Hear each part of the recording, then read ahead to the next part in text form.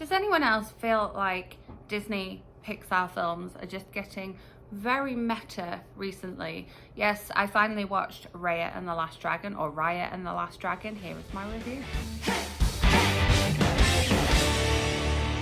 Welcome back, or if you are new here, welcome. My name is Katrina and I make bookish content here on this channel at least twice a week, and then movie reviews just like this one here at the weekend.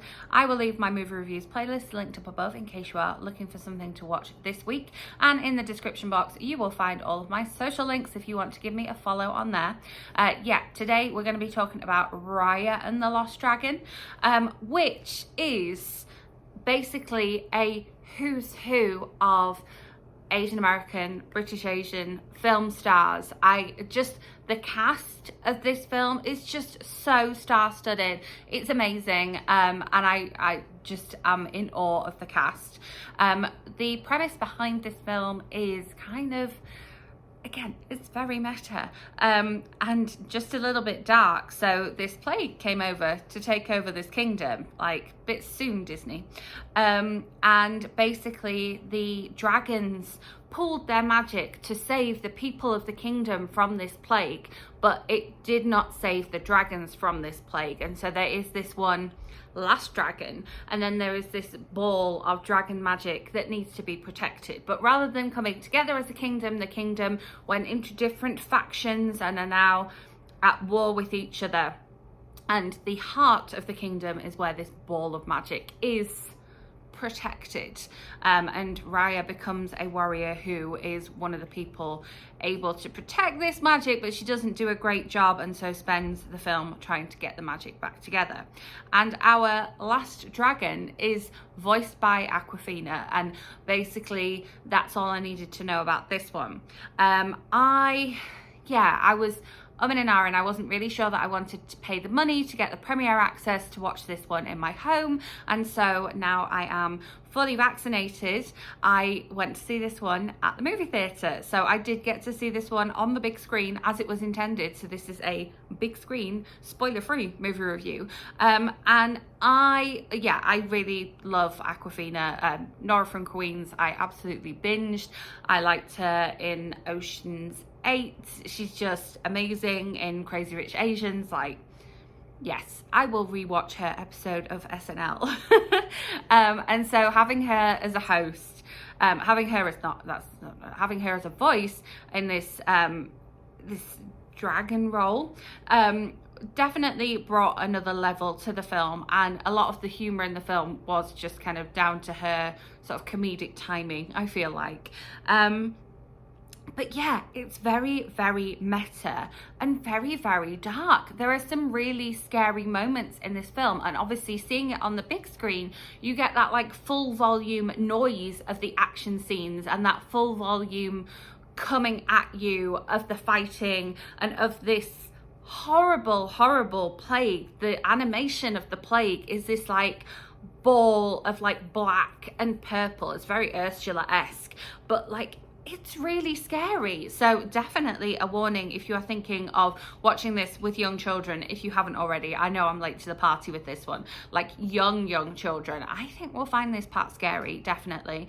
And then even the concept of the dragons, like, yes, our main dragon that we spend the film with is sort of quite fluffy looking and pastel tie-dye type colors, as it's very on trend right now, but like a lot of the other dragons you see, like they're made out of stone because they got turned to stone by the plague, and again, fairly scary. So that was a big takeaway for me. And then the fact that the message of the film is that, you know, it's not about people like physically doing anything. It's about people trusting each other. Like, we don't necessarily have to come up with like sneaky ways to do things. We just have to be honest with one another and place our trust in someone, and that's how we'll all come back together again.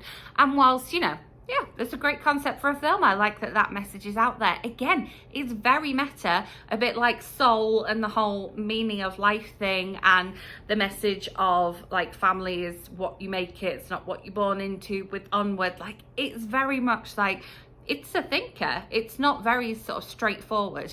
And whilst there's a lot of like humor and action to be had in the film, and that will on that level it's very much like, yes, this is Disney and we're doing this.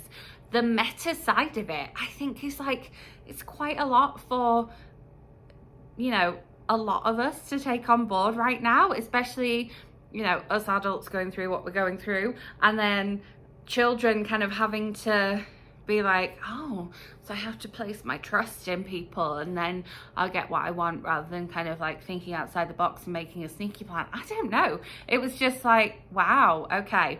Also, the film is an hour and 44, I think. And so again, it's a long film. It's definitely on the longer side, and it's a long film that includes a lot of dark and scary things and a lot of like thinker things. And so again, it's a bit like how I went into Soul and I was like, I loved it, but it's not a kid's film.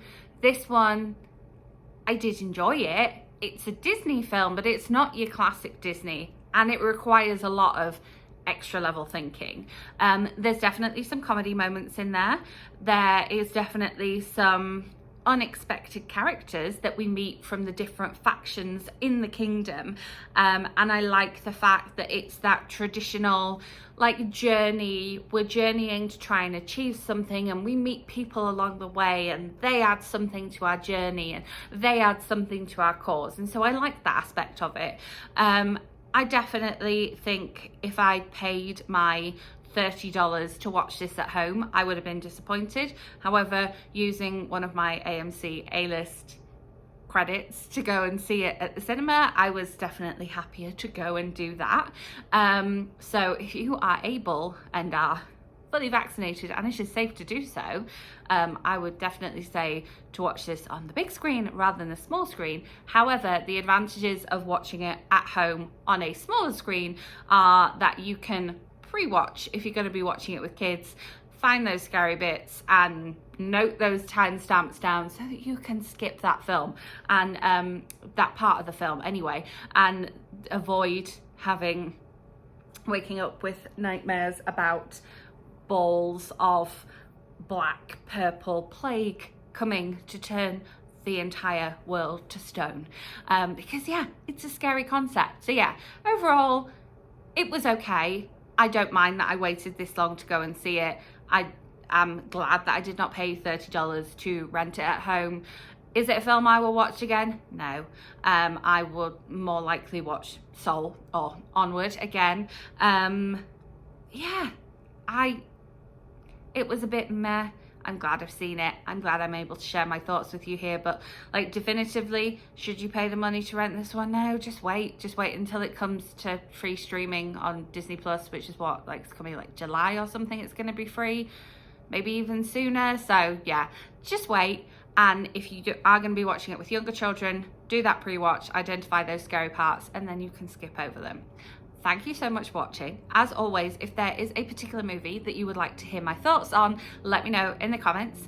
Give this video a thumbs up if you enjoyed, and make sure you are subscribed because I have bookish content coming for you this week, and hit that notification bell so that you don't miss out on my movie review next weekend. I will be back with an exciting author interview for you in the week, so I will see you then. Thanks for watching.